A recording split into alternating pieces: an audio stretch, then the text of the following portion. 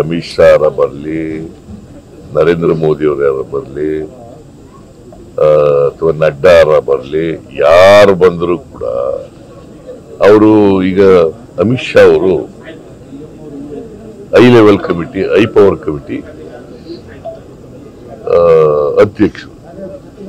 ಬರಗಾಲದ ಪರಿಹಾರ ಕೊಟ್ಟಿದಾರ? What moral right he has? Vote ಕೇಳಕ್ಕೆ, ಕರ್ನಾಟಕದ ಜನರು ವೋಟ್ ಕೇಳಕ್ಕೆ ಯಾವ ಮಾರಲ್ ರೈಟ್ ಇದೆ?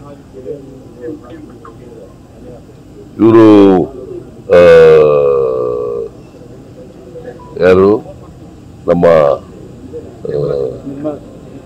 HDK ಕುಮಾರಸ್ವಾಮಿ ಕೊಡಿಸ್ಬಿಟ್ಟು ಬರ್ರಿ ಅಂತ ಹೇಳ್ಬೇಕ ಬೇಡ?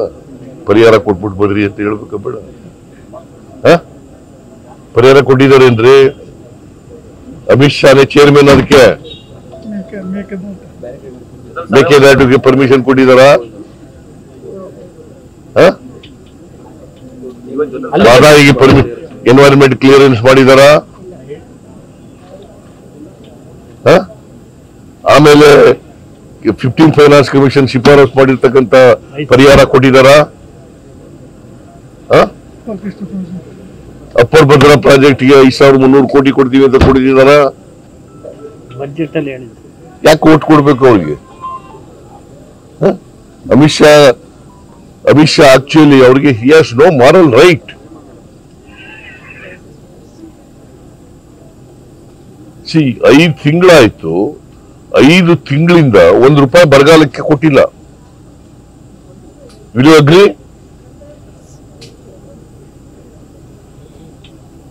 ನಾವು ಮೆಮೊರಾಂಡಮ್ 3 ಮೆಮೊರಾಂಡಮ್ ಕೊಟ್ಟು, ಅಕ್ಟೋಬರ್ನಲ್ಲಿಂದ 3 ಮೆಮೊರಾಂಡಮ್ ಕೊಟ್ಟು, ಸೆಂಟ್ರಲ್ ಟೀಮ್ ಬಂತು, ಇನ್ಸ್ಪೆಕ್ಷನ್ ಮಾಡಿ ರಿಪೋರ್ಟ್ ಕೊಟ್ಟರು. ನಾನು ಭೇಟಿಯಾಗಿದ್ದೆ ನರೇಂದ್ರ ಮೋದಿ ಅವ್ರನ್ನೇ. ಡಿಸೆಂಬರ್ 19, 20ನೇ ತಾರೀಕು ಅಮಿತ್ ಶಾ ಅವರನ್ನು ಭೇಟಿ ಮಾಡಿದ್ದೆ. ಡಿಸೆಂಬರ್ 23ನೇ ತಾರೀಕಿಗೆ ಮೀಟಿಂಗ್ ಕರ್ ತೀರ್ಮಾನ ಮಾಡ್ತೀವಿ ಅಂದ್ರು. ಎಷ್ಟಾಯ್ತು? ಎಷ್ಟು ದಿನ ಆಯ್ತು? ಈಗ 5 ತಿಂಗಳಾಯ್ತು. ಕೊಟ್ರ?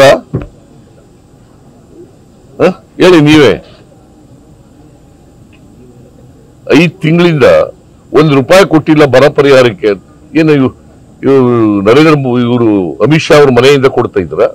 ಇದು ಭಿಕ್ಷೆನ ಕರ್ನಾಟಕಕ್ಕೆ? ನಮ್ ದುಡ್ಡು, ನಮ್ ತೆರಿಗೆ ಹಣ.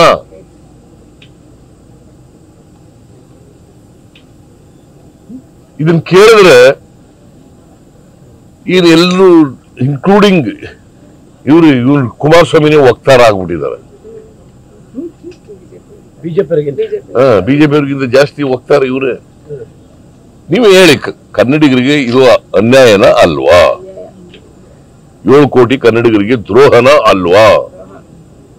ಪಾಠ ಕಲಿಸ್ತಾರೆ ಅಂತೀರಾ? ಡೆಫಿನೆಟ್ ಆಗಿ ಜನಗಳಿಗೆ ಅರ್ಥ ಆಗಲ್ವಾ?